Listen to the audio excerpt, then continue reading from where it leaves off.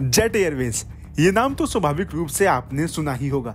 एक समय पर हवा से लेकर शेयर मार्केट का किंग कहे जाने वाले जेट एयरवेज की उड़ान पर ऐसी रोक लगी कि कंपनी के मालिक नरेश गोयल अब मौत की भीख मांग रहे हैं।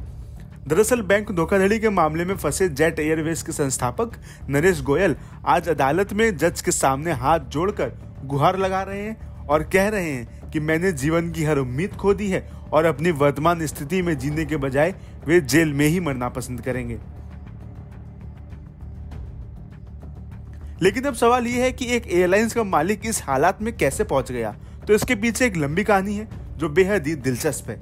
दरअसल नरेश गोयल के जीवन का सफर संघर्षों से भरा रहा है। हालांकि उन पर कैनरा बैंक के 538 करोड़ रुपए की कथित धोखाधड़ी का आरोप है। बीते साल सितंबर में ईडी ने उन्हें गिरफ्तार कर लिया था। वे इस वक्त न्यायिक हिरासत में हैं और मुंबई की आर्थर रोड जेल में दिन काट रहे हैं। अदालत में दी गई याचिका के मुताबिक नरेश गोयल को कई गंभीर बीमारियां हैं। नरेश हृदय रोग, प्रोस्टेट और अन्य बीमारियों से जूझ रहे हैं। नरेश गोयल ने अपनी जमानत याचिका में कहा है कि अब वे बिना सहारे के खड़े भी नहीं हो पाते हैं। इस पर जज ने उनको हर संभव सहायता दिलाने का आश्वासन भी दिया है। नरेश गोयल ने कोर्ट में कहा कि उनकी पत्नी भी कैंसर से लड़ रही है और अंतिम चरण में ही है। ये बताते हुए उनकी आंखें भी नम हो गईं। एक समय एयरलाइंस इंडस्ट्री में अपना सिक्का जमाने वाले नरेश कोर्ट के सामने अब मौत की भीख मांग रहे हैं। दरअसल पंजाब के संगरूर में जन्मे नरेश गोयल जब छोटे थे तभी उनके सिर से पिता का साया हट गया था। उनका बचपन काफी गरीबी में बीता। उनके परिवार की हालत इतनी खराब थी कि उन्हें अपने घर की नीलामी करनी पड़ गई थी। 18 साल की उम्र में ही उन्होंने कमाना शुरू कर दिया था। अपने जीवन के शुरुआती चरण में उन्होंने 300 रुपए महीने की सैलरी पर अपने मामा की ट्रैवल एजेंसी में काम किया। वहां उन्होंने इससे जुड़ी बारीकियां सीखी और कुछ समय बाद अपनी माँ से करीब 52,000 रुपए लेकर अपना ट्रैवल बिजनेस शुरू किया और उसका नाम रखा जेट एयर। हालांकि काफी समय तक उनकी कंपनी दूसरी एयरलाइन कंपनियों का प्रतिनिधित्व करती रही।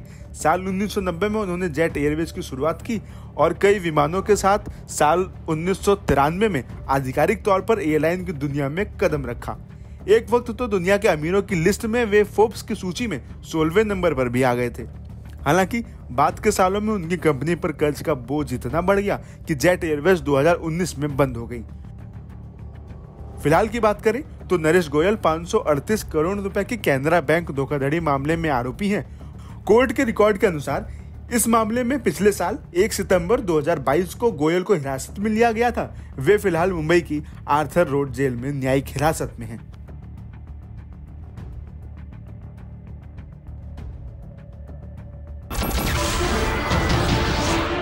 नमस्कार, मैं हूं मानक गुप्ता।